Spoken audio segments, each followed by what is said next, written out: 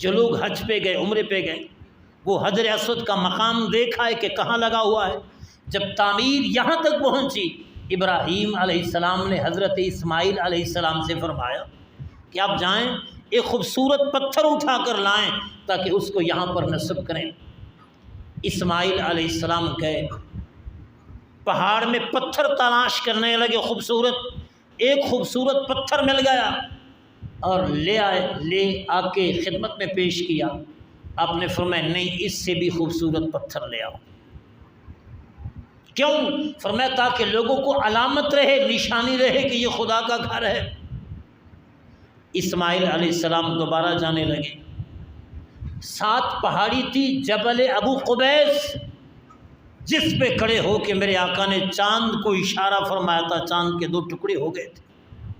اس جبل ابو قبیس سے آواز آئی، اے ابراہیم میرے پاس تیری امانت ہے، وہ امانت مجھ سے لے جائیں۔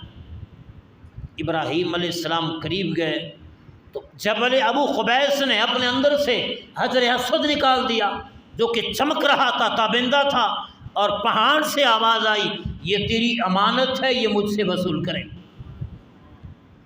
جبل ابو قبیس سے حضرت ابراہیم علیہ السلام نے وہ پتھر اٹھایا، لے آ کر آپ نے اسی جگہ پر نصب کیا جہاں آج بھی حجر اسود نصب ہے۔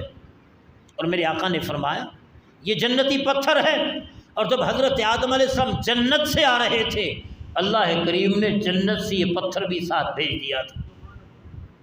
اور یہ وہ پتھر ہے کہ میرے آقا نے فرمایا جب زمین پہ نازل ہو رہا تھا یہ چمک رہا تھا، اور فرمایا اس کی چمک اگر بحال ہو جائے اور اسی طرح چمکنے لگ جائے جس طرح نزول کے وقت یہ پتھر چمک رہا تھا، فرمایا مشرق سے لے کر مغرب تک پورا جہان روشن ہو جائے، تابندہ ہو جائے، اگر اسی سج دھج پر آ جائے جس طریقے سے یہ پتھر نازل ہوا تھا۔